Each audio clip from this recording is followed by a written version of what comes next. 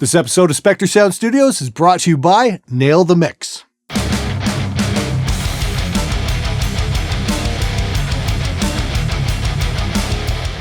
Hey everybody, welcome to SMG Viewers Comments episode 73. Let's get right to it. If you hate your customers, why do you have this job? You know, when I first opened my studio, I wanted to make great records, and I found a lot of the clients came in, wanted to make great records too, but they weren't willing to put the effort in that was required to make a great record. I found lackluster performances, just general apathy to and lack of work ethic in a lot of cases, and found myself wasting a lot of my own personal time watching people come in and just fuck up their way through their tracks. Unfortunately, that's the sad reality of opening a home studio. You're going to be dealing with that a lot more than you're going to be making great records. You're going to spend most of your time teaching people how to play their instruments correctly. You're going to spend your time teaching bass players how to mute their strings so they don't sound so fucking terrible. That is, if they actually bothered to learn the fucking songs. So if you're thinking about opening a studio, keep that in mind, because there's going to be a lot of shit you're going to have to deal with in order to make records. A lot of shit they're not going to teach you in recording school. Do I hate my customers? Absolutely not. But I am very careful about the projects I choose these days and make sure the musicians are up to snuff and are willing to put the effort into making a great record. Hey Glenn, there was a small music school not too far from me with an entire department dedicated to the bass guitar. Their library burned to the ground. Tragically, only half the books had been colored in. Yeah, I got nothing for that one, man. That was just fucking awesome. Good for you. I know you only usually use tube amps, but there's any good solid state out there really good for metal, because not everyone in the USA, Canada, or any other place with reasonable prices for tube. That's a very good question. And I just happen to have a really amazing solid state amp right here. This is the Gallien-Kruger MLE. I bought this back in 1994. It is a 120 watt stereo amp by Gallien-Kruger. These guys are really famous for bass amps these days, but back in the 80s and early 90s, they used to make solid state guitar amps as well. Iron Maiden used the 250 ml on Somewhere in Time, and they had like these massive solid state rigs for like the Seventh Son tour. And the Gallien-Kruger stuff is really great, really rock solid. I love the tone off this thing. I am going to do a full review on this amp at some point. Some other great solid state amps obviously are Randall. Dimebag Darrell, did amazing things with a solid state Randall. And of course there is the Sun Beta Lead. The guys in Red Fang play those, and the guys in Sun, I don't know how to fucking pronounce that one, that doom metal band. They play solid state amps as well. I have a Sun Beta Lead as well. Going to do something on that in the near future as well. Fantastic stuff. There is all kinds of great solid state heads out there. All you got to do is dig for them. Check on reverb.com, check on eBay, just check your local classifieds, but keep your eyes open. You will find something amazing. Ahoy Glenn! About the mastering plugin. What plugin or plugins do you use? What would you recommend? Here, have some bratwurst with sauerkraut and beer. Cheers from Germany. Thanks, dude. I would really like to visit Germany one day. I do believe that is my dad's side of the family's ancestral homeland from way, way, way back.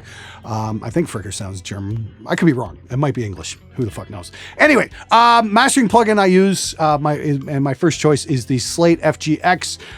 That's fucking amazing. That winds up on everything, and it's wound up on everything for quite a number of years now. It's my absolute first choice. If you don't have it, get it. It's amazing. I can't say anymore. Nicely done. Just one issue. I find your shirt more than offensive. Bass players ain't useless. Oh, yes, they are!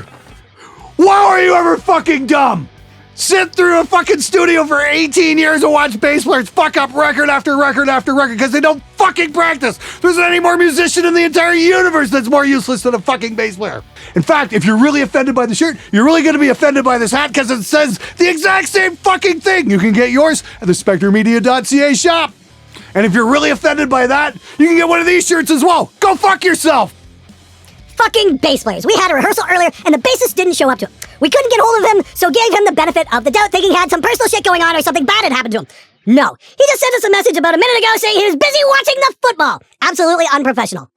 Wow, that's fucking pathetic, man. When your bass player would rather skip out of band practice to watch something as boring as football, or as we call it in North America, soccer. I mean, like, seriously, if you guys want to spend 2-3 hours watching somebody not score, you should try hanging out with Jackson Ward at a bar, because that shit is fucking unbelievable.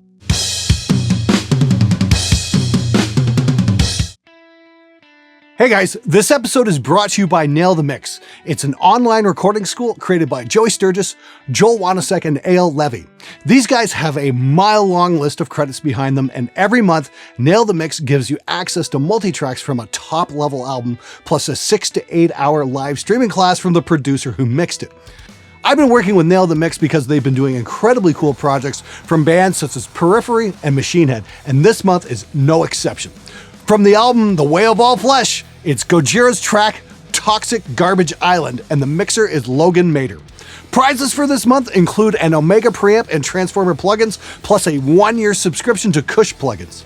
If you've been thinking about joining Nail the Mix, this is your chance to work on an absolute monster of a track. It's going to be wicked, and I'm totally stoked for this one. Check out the link below, and I hope to see you in there. Drum sample pack? Serious? Doesn't that contradict a lot of what you've been saying in your videos? Well, I've been saying in my videos I'd like to do this full-time for a living, so not necessarily.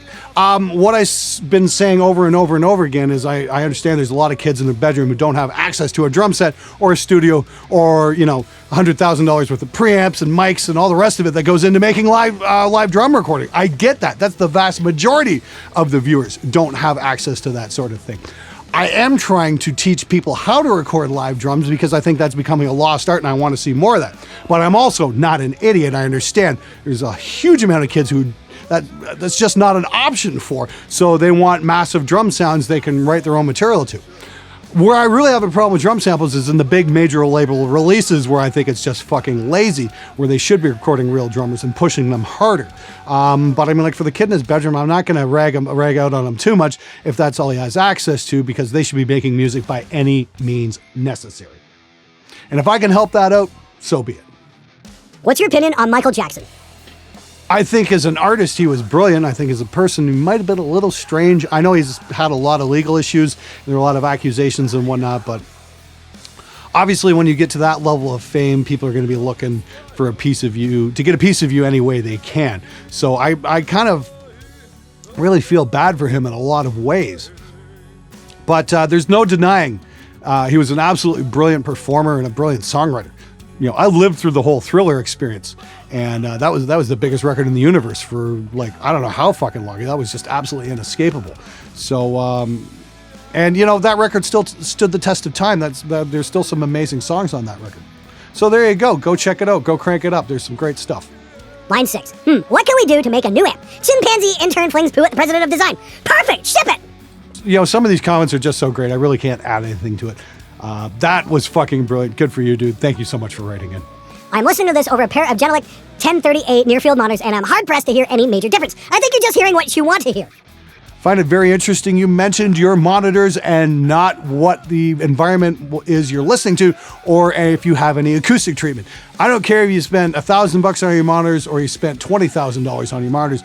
If you don't have any decent acoustic treatment in your room, you will not hear very many differences because you're throwing your money away on what's not important. And what's important is proper fucking acoustic treatment. So I'm very curious to see if you would please reply and let me know if you got some traps up or that sort of thing. Because if you're having a problem hearing a difference, I'd highly recommend getting some proper treatment, dropping some money there, because it'll make a gigantic difference in what you hear. Best of luck, buddy. I was at a concert a few days ago and the vocalist from the first support group cupped the mic. So I screamed to him, "Stop cupping the mic, dumbass!" And he just showed me his middle finger. Why are some people so stupid? Well, you kind of called him out at his gig, so there's a time and place for everything. I mean, if you're going to do it in somebody's face, chances are you're going to get their back up against the wall. If you actually try and, go up to him after a show him how to properly hold a microphone, he's probably just going to ignore you anyway because, well, let's face it, he's a singer, already knows everything and you can't tell him anything. I'm sure he's going to go far and sell millions. Would you advise tying a vocalist's hands behind his back if he won't stop touching the microphone when recording vocalists? I'd recommend having somebody stand off to the side with a fucking Nerf gun to shoot him in the face every time he does it. Or at least stand by with a cattle prod or a taser or something like that. Look, I get it. Most vocalists have to touch a phallic object of some kind, and if they can't play with themselves, they want to play with the microphone. I get it. Yeah, maybe tying his hands behind his back would be a good idea. Or, you can just tell him, hey, don't be an idiot. Whoa, a vocalist who doesn't sound like the Cookie Monster. I hope that catches on. You and me both. I want to hear more singers. So why do devices need the same clock? Is it to sync up the sampling? Absolutely 100% correct. This is the thing, everything runs out its own clock. When you synchronize the clocks, that means they're all taking samples at the exact same time. That way your computer can play back the files and they all line up exactly. Good clocking is absolutely critical to having a good sounding record. Any guilty pleasures outside the metal realm, Glenn?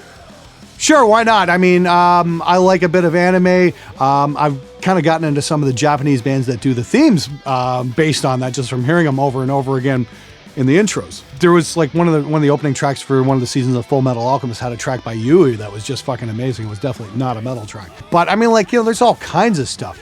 You know, TJ's gonna yell Falco at me in a minute here.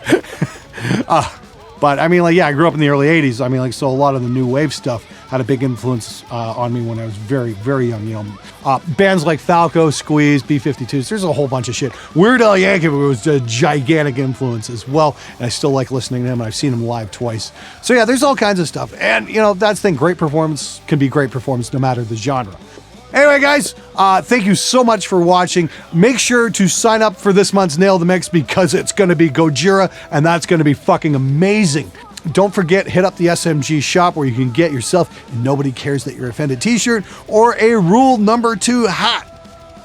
That's it for this episode. Thank you so much for commenting. Thanks so much for writing in. Have a great weekend, everybody.